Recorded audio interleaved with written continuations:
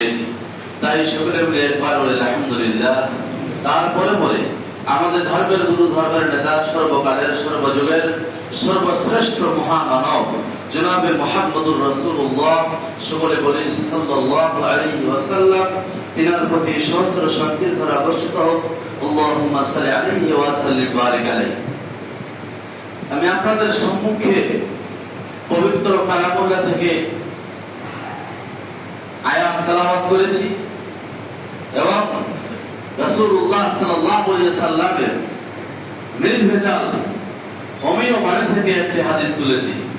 সে হাদিস এবং কোরআনকে কেন্দ্র করে আমি আমার সংক্ষিপ্ত তথ্য বলে বিবরণ তুলে দেওয়ার চেষ্টা করিব ইনশাআল্লাহ। ওয়া তৌফিক ইল্লা বিল্লাহ, আলাইহি তাওয়াক্কালতু ওয়া ইলাইহি উনীব।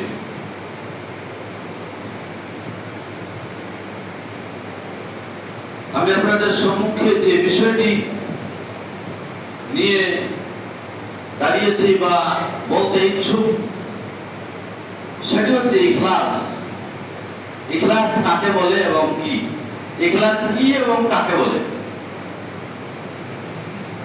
ইখলাস আমরা ওটা কি জানি না, এর ব্যাপারে মহান আল্লাহ পাক রব্বুল আলামিন একটা ছোট্ট সূরা নাযিল করেছে, সেটা হচ্ছে সূরাতুল ইখলাস। যদি আমরা সেই ইখলাসকে দেখতে চাই বা এর মানে মতলব বিশেষ ব্যাখ্যা জানতে চাই, তাহলে আপনাকে বই খুলতে হবে, তাহলে আপনাকে পড়াশোনা করতে হবে, নচেত আপনি সেই বিষয়ে পারদর্শী হতে পারবেন না। শুধু তাই নয়, দুনিয়ার ক্ষেত্রে যদি কোনো মানুষ কোনো কাজ করতে চায়, সেই বিষয়টা যদি তার না জানা থাকে, তাহলে সে সেই কাজটা সাকসেসফুল পরিষ্কারভাবে উত্তীর্ণ করে তুলতে পারবে না, সে কাজটাকে সাফল্যমণ্ডিত করে তুলতে পারবে না।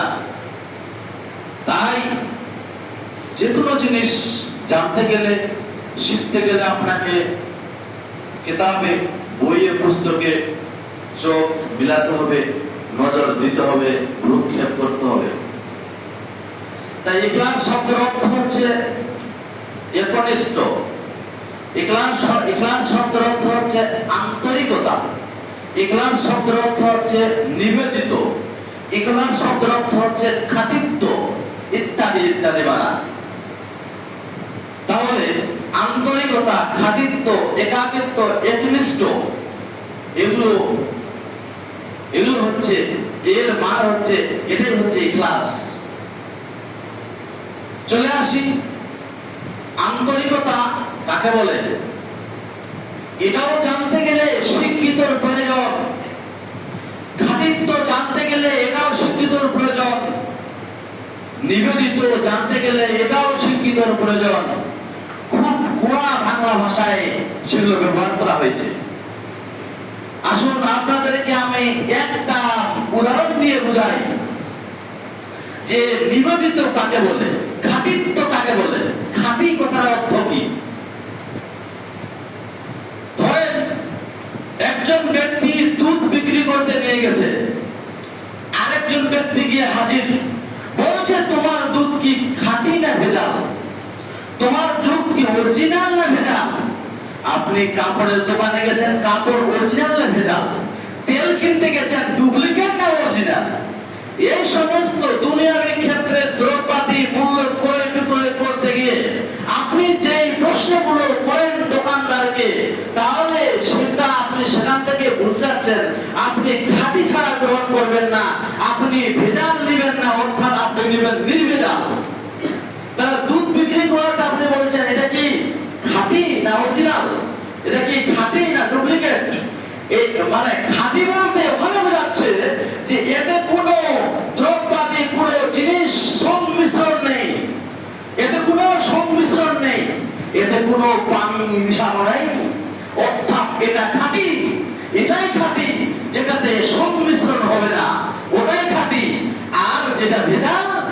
সাথে সংমিশ্রণ করা যায়, ওটাতে পানি মেশানো যায়, কাপড়ে অন্য কাপড় মেশানো যায়, তেলে অন্য তেল মেশানো যায়, এটাকে বলা হচ্ছে ভেজাল। তাহলে খাঁটি এবং ভেজাল আমরা বুঝে নিলাম, এর নাম হচ্ছে আরবিতে বলা হয় ইখলাস। চলে আসি যে আল্লাহ পাক রব্বুল আলামিনের আপনি গোলাম, আল্লাহ পাক রব্বুল আলামিনের আপনি প্রিয় পাত্র, আল্লাহ পাক রব্বুল আলামিনের আপনি একজন ইবাদতকৃত বান্দা। আল্লাহ পাক রব্বুল আলামিনের যে আপনি ইবাদত বন্দেগীগুলো করবেন সেগুলো খাঁটি হবে না ডুপ্লিকেট? সেগুলো খাঁটি হবে না ডুপ্লিকেট? সেটা ভেজাল হবে না ভেজাল যুক্ত? সেটা নির্ভেজাল হবে না ভেজাল যুক্ত? নিশ্চয়ই আল্লাহ পাক রব্বুল আলামিনের কাছে যদি আপনার ইবাদতকে, আমলকে যদি আপনি গ্রহণযোগ্য হিসেবে গ্রহণ করতে চান, তাহলে আপনাকে নির্ভেজাল ইবাদত করতে হবে, অর্থাৎ খাঁটি ইবাদত করতে হবে। উদাহরণ দিয়ে বোঝা যায় যে খাঁটি এবং ভেজাল কোনটা জিনিস। পরিষ্কার ভাষায় বোঝা যায় যে ইবাদতের ক্ষেত্রে আমরা যখন আল্লাহ পাক রব্বুল আলামিনের দাসত্ব গোলামি চাকরান করার জন্য কোন ইবাদত গায়ে হাজির হব, কোন মসজিদে হাজির হব, বা কোন ভালো কাজ করব আমলের উদ্দেশ্যে, সঠিক আমল উদ্দেশ্যে। আচ্ছা, আমল মানে কি? আমলের আক্ষরিক বাংলা হচ্ছে কাজ, কাজ করা। তাহলে আমরা শুনে আসছি আমল করো, আমল করো, আমল করো, অনেক আমল করো, আমল নেক আমল করো। এখন আপনি কোন আমল করবেন? নেক আমল কথা বলা হচ্ছে এখানে, সৎ আমল।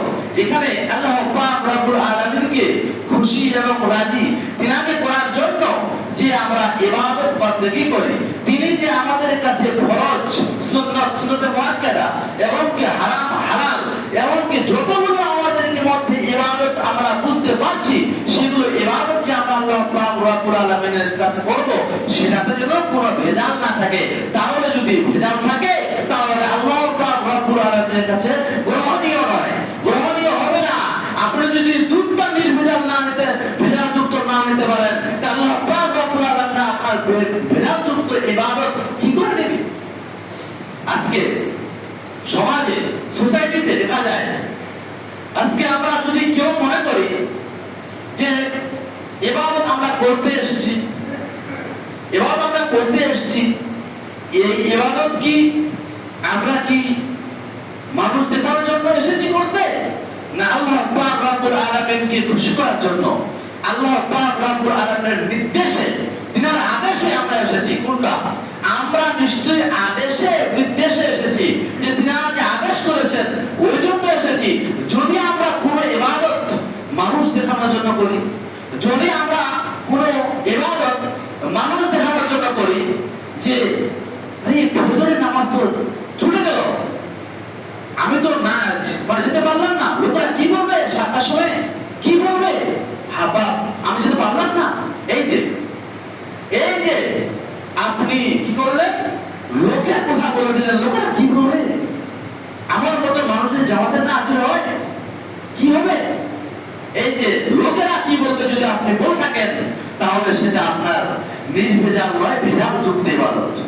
বুঝায় যে আল্লাহ পাক রব্বুল আলামিনের দাসত্ব গোলামি চাকরান করার জন্য আমাদের নির্ভেজাল ইবাদত করতে হবে। আজকে চলে আসি যে আল্লাহ পাক রব্বুল আলামিন আল্লাহ পাক রব্বুল আলামিনের চিনার জন্য, মহান করুণাময় রব্বুল আলামিনকে চিনার জন্য আমরা যে ইবাদত করি, সেই ইবাদত যদি আমাদের ত্রুটিযুক্ত হয় তাহলে গ্রহণযোগ্য হবে না। যেমন বলেন আল্লাহ পাক রব্বুল আলামিন নবী করিম হযরত মুহাম্মদ রাসূলুল্লাহ সাল্লাল্লাহু আলাইহি সাল্লামকে মুশরিকরা, মক্কার মুশরিকরা বলছে যে মুহাম্মদ সাল্লাল্লাহু আলাইহি সাল্লাম, আপনি যে এই যে আল্লাহ আল্লাহ করছেন, আপনার আল্লাহর পরিচয় কি? আপনার আল্লাহ কি বংশ পরিচয় রয়েছে কি? আপনার আল্লাহ আল্লাহকে ওরা থাকে। মক্কার মুশরিক কাফিররা বলছিল যে তোমার আল্লাহর পরিচয় দাও।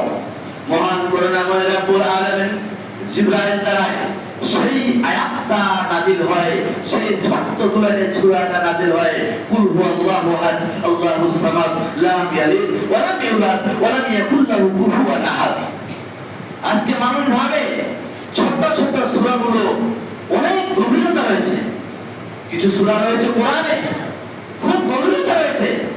এতে যেমন কাউসার, সূরাতুল ইখলাস, সূরাতুল আসর, এই সমস্ত সূরা ছোট ছোট সূরা, এদের গভীরতা রয়েছে। যাই হোক, যে আল্লাহ পাক রব্বুল আলামিন নবী আকরাম সাল্লামকে মুফসিরিরা বলছে তোমরা আল্লাহ পরিচয় দাও। আল্লাহ পাক রব্বুল আলামিন জিবরাইল দ্বারা সঙ্গে সঙ্গে আয়াতটা সঙ্গে সঙ্গে সূরাটা নাযিল করে পাঠালেন যে মুহাম্মদ সাল্লাল্লাহু আলাইহি বলো আল্লাহু এক, কুল আল্লাহু আহাদ, আল্লাহু এক, আল্লাহুস সামাদ। তিনি কারো মুখাপেক্ষী নন, লাম ইয়ালিদ, তিনি কাউকে জন্ম দেননি, ওয়ালাম ইউলাদ, এবং কারো ওরসে তিনি জন্মগ্রহণ করেননি, ওয়ালাম ইয়াকুল লাহু কুফুয়ান আহাদ, এবং তার সমতুল্য কেউ নেই। আয়াতটা নাযিল হয়ে গেল, জিবরাইল নিয়ে আসলেন আকাশ থেকে মুহাম্মদ সাল্লাল্লাহু আলাইহি সাল্লামের উপরে নাযিল হলো, অবতীর্ণ হলো, মুশরিকদের কাছে বিরাট বোঝা হলো আমার আল্লাহর পরিচয় দেব। তাহলে এটা হচ্ছে শানি নজরুল। সূরাটা নাযিল হওয়ার কি উদ্দেশ্য? তারা বোঝা যাচ্ছে সূরাটার নাম থাকলো ইখলাস, সূরাটার নাম দেওয়া হলো ইখলাস, তাওহীদ এবং শিরক থেকে, তাওহীদের দিকে আকৃষ্ট হওয়া এবং ইখলাসের দিকে আকৃষ্ট হওয়া এবং শিরক থেকে দূরে সরে থাকা, শিরককে বর্জন করা, শিরক থেকে দূরে সরে থাকা। এই সূরাকে আজকে আপনি মুসলিম বলে দাবি করে থাকেন, আজকে আপনি কালেমা পড়েছেন লা ইলাহা ইল্লাল্লাহ, আপনি কালেমা পড়েছেন লা ইলাহা ইল্লাল্লাহ, আপনি কেমন কালেমা পড়েছেন আপনাকে দেখাবো এখানে। কিছু কিছু মুসলমান আছে আজকে অন্যের জায়গায় গিয়ে মাথা নত করে। কিছু কিছু মুসলমান আছে আপনি কোন কালেমা পড়েছেন, আপনি কোন কালেমা পড়েছেন যে আপনি বিশ্বকর্মার দিনে আপনি গাড়ি সাজান, আপনি কোন কালেমা পড়েছেন যে আপনি আপনি মেশিন চালু করার সময় আগরবাতি জ্বালান, আপনি কোন কালেমা পড়েছেন ছেলে মেয়ের গলায় তাবিজ পরান, আপনি কোন কালেমা পড়েছেন আপনার স্ত্রীর বাচ্চা হয় না অন্যের কাছে খাসি জবাই করে গরুর গোশত দিয়ে সেখানে দিয়ে আপনি মানত করে আসছেন, আপনি কোন কালেমা পড়েছেন? আপনি মুসলিম নামে কলঙ্ক। আল্লাহকে চিনতে গেলে একমাত্র কালেমা পড়তে হবে অন্তরস্থল থেকে, সেটা হচ্ছে লা ইলাহা ইল্লাল্লাহ, আল্লাহ ছাড়া কোনো মাবুদ নেই, আল্লাহ ছাড়া কোনো ইলাহ নাই, আল্লাহ ছাড়া কোনো উপাস্য নাই, আল্লাহ ছাড়া কোনো সাহায্যদাতা নাই। আল্লাহ পাক রব্বুল আলামিন একমাত্রই সাহায্যদাতা, আল্লাহ পাক রব্বুল আলামিন একমাত্রই সাহায্যকারী, এবং মুহাম্মদুর রাসূলুল্লাহ হচ্ছে সাল্লাল্লাহু আলাইহি সাল্লাম, তিনি হচ্ছেন আল্লাহর প্রেরিত রাসূল। মুসলমান সমাজের লোক আজকে এগুলো করে, এগুলো কাজ করে, তারা আল্লাহর পরিচয় পায়, তারা আল্লাহর পরিচয় পারেনি। আপনি গভীর ভাবে যদি সূরা ইখলাসকে পড়েন, ডিটেইলস ভাবে যদি ব্যাখ্যা করেন, শারীরুল পড়েন, তা আপনার মন অন্তরের মধ্যে চলে আসবে আল্লাহ কোথায়, আল্লাহ কোথায় আছে। কার কাছে কি মাথা মাথা করা যাবে? কোথায় আছে আল্লাহ পাক রব্বুল আলামিন? আপনি সেখানেই পেয়ে যাবেন। পরিষ্কার প্রস্ফুটিত হয় যে আল্লাহ পাক রব্বুল আলামিনের আয়াতরা প্রমাণিত হয় যে আমরা আজকে দুনিয়ার ক্ষেত্রে চলে আসি। দুনিয়ার ক্ষেত্রে আমরা দেখতে পাচ্ছি আমরা খুবই বিশ্বাসী, আমরা একনিষ্ঠ ভাবে আন্তরিকতা ভাবে যখন কোনো আমাদের নোটিশ হয়, যখন কোনো আমাদের কলেজে, যখন কোনো আমাদের কালেক্টরের অফিসে, যখন কোনো আমাদের বিডিও অফিসে, যখন কোনো আমাদের আর কিছু অফিসে যখন কাগজপত্রের সংশোধন হয়, আমরা সেটা নেতা মন্ত্রীর কোথায় এবং মিডিয়ার কোথায় আমরা সেটা এতভাবে অন্তরস্থল থেকে সেটা মনে প্রাণে আমরা সেটা দেখা নিয়ে এবং আমরা কাগজ নিয়ে দৌড়াদৌড়ি করি, আমরা দুনিয়াবী জীবনকে বেশি প্রাধান্য দিয়ে আমরা দৌড়াচ্ছি সেদিকে, যেন আমি যেন বাঁচতে পারি, আমি যেন বাঁচতে পারি। শুনে রাখা ভালো হবে, মহান করুণাময় রব্বুল আলামিন যদি আপনাকে মারায়, মৃত্যুবরণ করে, তাহলে আপনাকে বাঁচাতে পারবে না কেউ, আপনাকে বাঁচাতে পারবে না কেউ। যদি আপনি আজকে দেখা যায় মুমূর্ষ ব্যক্তিরা হসপিটালে ভর্তি, তবুও তারা সেখান থেকে মারা যাচ্ছে, সেটা তার একটা ওসিলা যে আমি ডাক্তারবাড়ি যাচ্ছি, ডাক্তার বসে আমাদের কিছু ওষুধ দিচ্ছে। যাই হোক, এগুলো কাজ আজকে সমাজের মধ্যে এমন ভাবে আমরা আকৃষ্ট হয়েছি, এমন ভাবে দুনিয়াবী জীবনকে আমরা অগ্রাধিকার দিচ্ছি যে আমরা কাগজপাতি নিয়ে দৌড়াদৌড়ি করে আমি পৃথিবীর বুকে আমরা জীবন যাপন করতে চাই, এটা নিয়ে আমরা খুব অগ্রগতির দিকে আগাচ্ছি।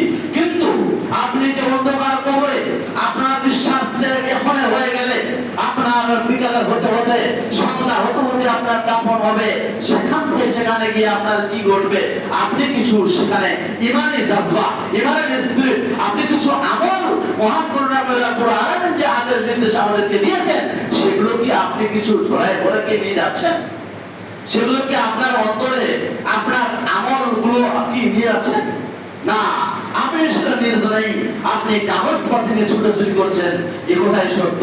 তাহলে এটা কথা জেনে রাখা ভালো হবে, যদি আমরা যে মানুষটার ইখলাস নেই, যেই মানুষটার ইখলাস নেই, যেই মানুষটার খাঁটিত্ব নাই, যেই মানুষটার আল্লাহর প্রতি আন্তরিকতা নাই, সেই লোকটা দুনিয়াবী জীবনকে বেশি অগ্রাধিকার দিবে। যেই মানুষটা খাঁটিত্ব নেই, সেই মানুষটা দুনিয়াবী জীবনকে বেশি অগ্রাধিকার দিবে। আর যে মানুষের ভিতরে ইখলাস আছে, সেই মানুষটা পার্থিব মানে পরকাল আখিরাত জীবনকে বেশি কি করবে? অগ্রাধিকার দিবে। এটাই সত্য, এটাই সত্য। চলে আসি হযরত মুহাম্মদ রাসূলুল্লাহ সাল্লাল্লাহু আলাইহি ওয়াসাল্লামের জীবনে চলে আসি। যদি তার নবুয়তের জীবনে, নবুয়ত প্রাপ্তির জীবনে তার 23 বছর জীবন, 23 বছর 13 এবং 10, 23 বছর। এই 23 বছর জীবনে 13 বছর নবী আকরাম সাল্লাল্লাহু আলাইহি ওয়াসাল্লামকে নির্যাতিত, অপমানিত, পীড়িত, লাঞ্ছিত, ঘৃণিত করে জীবন যাপন করাতে হয়েছে। আর 10 বছরের মধ্যে ইসলাম কিছু উন্নতি হয়েছে এবং 8 হিজরিতে ফাতা মক্কা হয়েছে, ইসলাম পরিপূর্ণ হয়েছে, ফাতা মক্কা হয়ে গেছে। তাহলে মক্কা বিজয় হয়ে গেছে। নবী আকরাম সাল্লাল্লাহু আলাইহি ওয়াসাল্লামের এই 7 বছরের মধ্যে তিনি এতটা ডেভেলপ করেছেন, এতটা উন্নতির শিখরে পৌঁছে দিয়েছেন ইসলামকে, ইসলামের সুশীতল ছায়াতলে মানুষদেরকে নিয়ে এসে তিনি এই 7 বছরের জীবনে মুহাম্মদ সাল্লাল্লাহু আলাইহি ওয়াসাল্লামের জীবনে বিধর্মীরা এবং যারা এই ধর্মকে মান্যতা দেয়নি, এই ধর্মকে যারা মেনে না, তারা ইসলামের পাতায়, ইতিহাসের পাতায় লিখেছে এবং তারা বলেছে যে এই 7-8 বছরের জীবনে মুহাম্মদ সাল্লাল্লাহু আলাইহি ওয়াসাল্লামের জীবনে হয়তো এই কাজটা মানে সার্থক হয়েছে, আর পৃথিবীতে কোনো মানুষ সেটা পারত না। এই কথা থেকে বোঝা যায় যে আমরা আজকে ইসলাম পরিপূর্ণ। আল্লাহ পাক রব্বুল আলামিনকে আমাদেরকে চিনতে হবে। আল্লাহ পাক রব্বুল আলামিনের কাছে আমাদেরকে কি করতে হবে? একাকিত্ব হয়ে মহান করুণাময় রব্বুল আলামিনের কাছে একনিষ্ঠভাবে ইবাদত করতে হবে, খাঁটি ইবাদত করতে হবে।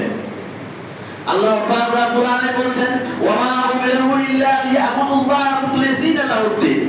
হযরত মালিক ইবনে কাইয়ুম রাহিমাহুল্লাহ তিনি অর্থপূর্ণ অর্থ করেছেন যে তোমার সৎ আমল, তুমি যে সৎ আমল করতে যাচ্ছ, সেই সৎ আমল তুমি আল্লাহ পাক রব্বুল আলামিনকে সাক্ষী রাখবে।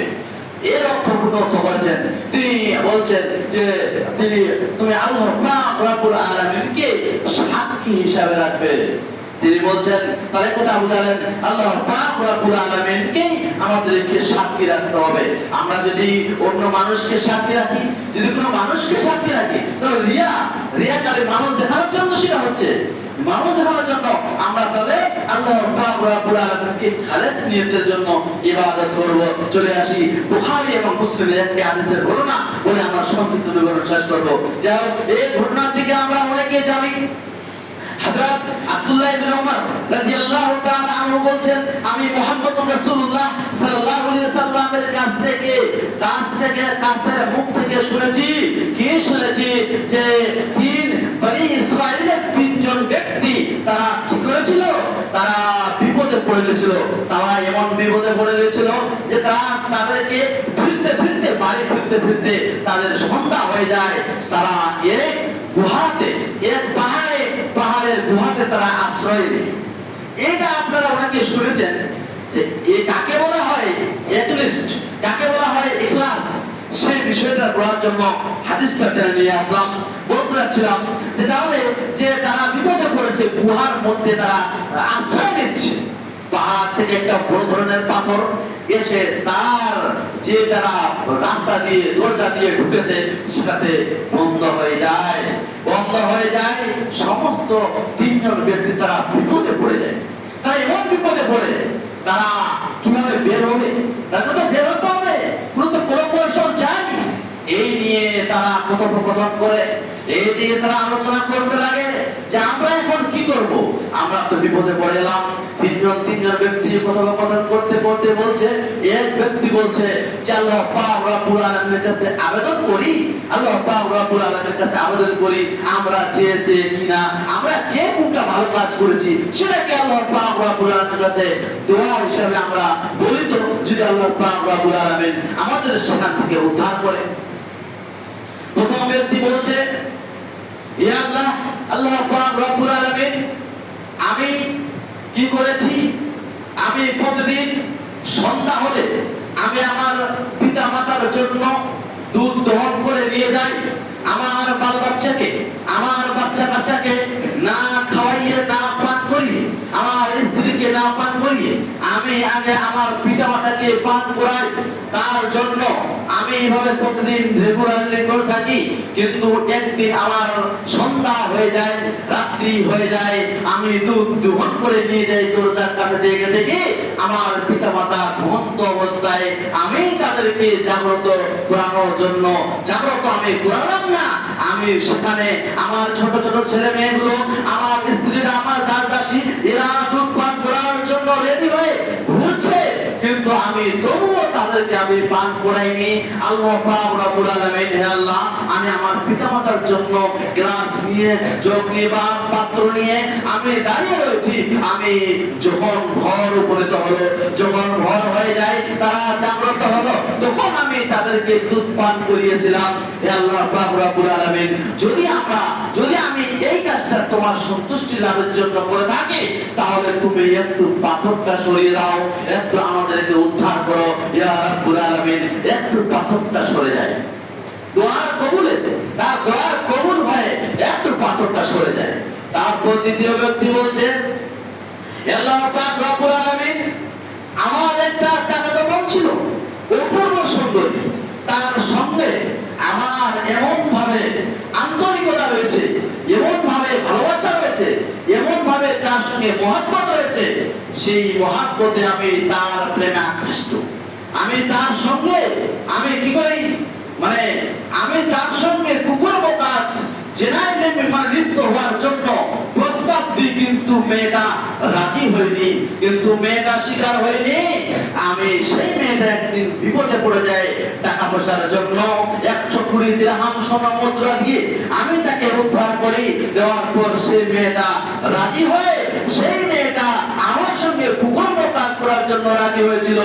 আমি তখন রেডি হয়েছিলাম তার সঙ্গে ব্যভিচারে লিপ্ত হওয়ার জন্য, কিন্তু মেয়েটা বলল, এ আল্লাহর বান্দা, ইত্তাকিল্লাহ, আল্লাহকে ভয় করো, আল্লাহকে ভয় করো, তোমার সঙ্গে আমি না মোহর, তোমার সঙ্গে আমার কোনো মোহর হয়নি, তোমার সঙ্গে আমার কোনো বিবাহ হয়নি, অতএব তোমার সঙ্গে এই কাজটা যে তুমি করতে যাচ্ছ, সেই কাজটা চরম অপরাধ। তুমি আমার সতীত্বকে নোংরা করতে যাচ্ছ, তোমার সংসার সব থেকে এটা খারাপ জিনিস, এতে আল্লাহ পাক রব্বুল আলামিন তোমাকে ছেড়ে দিবেন না। এই ভয়ে আমি আল্লাহ পাক রব্বুল আলামিনকে ভয় করে, তোমাকে ভয় করে আমি সেখান থেকে চলে আসি, কুকুর কাজে লিপ্ত হইনি। আল্লাহ, তুমি যদি এই কাজটি সন্তুষ্ট মনে করো, এই কাজটা যদি ভালো মনে করো, তাহলে তুমি সেখান থেকে একটু পাথরটা সরিয়ে যাও।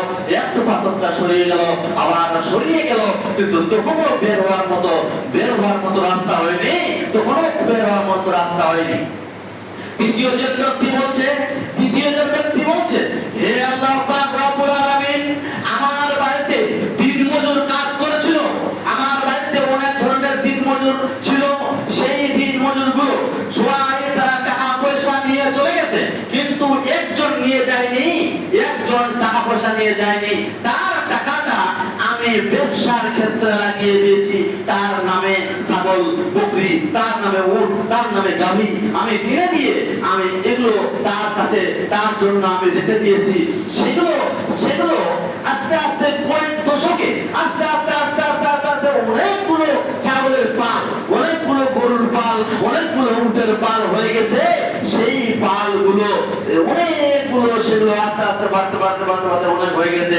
তখন লোকটা একদিন চলে আসে, এসে বলছে, আল্লাহর বান্দা, তোমার বাড়িতে কাজ করেছিলাম, তোমার কাছে কাজ করেছিলাম, মজুরিটা পাইনি, অতএব তুমি মজুরি দিয়ে দাও। বলছে, দেখতে পাচ্ছ গরুর পাল, দেখতে পাচ্ছ উটের পাল, ছাগলের পাল, এগুলো সব তোমার জন্য, তোমার টাকা দিয়ে, তোমার মজুরির টুকু টাকা দিয়ে আমি এগুলো কাজ করেছিলাম।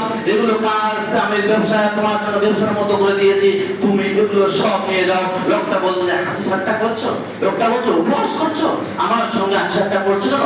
বলছে, না আল্লাহ পুরা পছন্দ করে বলছি, তুমি এগুলো নিয়ে যাও, এগুলো সব তোমার। ওখান থেকে মানে ওই লোকটা সবকিছু, তার ছাগল গরুগুলো সবকিছু দিয়ে দিল। সেখানে তারা চলে গেল, একটা কিছু রেখে গেল না, একটা কিছু রেখে গেল, সবকিছু নিয়ে চলে গেল। আল্লাহ পাক রব্বুল আলামিন বলছে, আল্লাহ পাক রব্বুল আলামিন তার মজুরিটুকু টাকা দিয়ে আমি দিয়ে দিই, তার ছাগলগুলো সবগুলো আমি দিয়ে দিলাম। এই কাজটা যদি তোমার সন্তুষ্টি অর্জনের জন্য করে থাকি, তাহলে তুমি আমাকে উদ্ধার করার জন্য, আমাকে গুহার পর্বত থেকে উদ্ধার করার জন্য আমাকে আমার পাথরটা সরিয়ে দাও, তোমার পাথরটা সরিয়ে দাও। পাথর সরে গিয়ে তারা তিনজনে আস্তে আস্তে আস্তে আস্তে বের হয়ে গেল। আসাহুল কুতুবি বাদা কিতাবিল্লাহ, যদি আল্লাহ পাক রব্বুল আলামিনের কিতাবের পরে যদি কোনো কিতাবের স্থান হয়, তাহলে বুখারী এবং মুসলিম। এই বুখারী হাদিসে এই রওয়ায়াতে এসেছে, তাহলে এটা কোনো ভেজাল নাই, নির্ভেজাল হাদিসের ঘটনা। তাহলে আমরা বুঝতে পারছি যারা কোন নিয়তে দোয়া করছে, যে তাদের দোয়া কারেন্টের মধ্যে কবুল হয়ে যায়, তাহলে বলতে চাচ্ছিলাম, আল্লাহ পাক রব্বুল আলামিনের কাছে দোয়া করি, আল্লাহ পাক রব্বুল আলামিন যেন আমাদেরকে ইখলাসের সহিত যেন আমাদের ইবাদত করতে পারি, ইখলাস আন্তরিকতার সহিত খাঁটিত্বভাবে যেন আমরা আল্লাহ পাক রব্বুল আলামিনের দাসত্ব গোলামি চালনা করতে পারি। আল্লাহ পাক রব্বুল আলামিন যেন আমাদেরকে তৌফিক দান করে। তার সকলে মিলে বলুন আমিন। আল্লাহুম্মা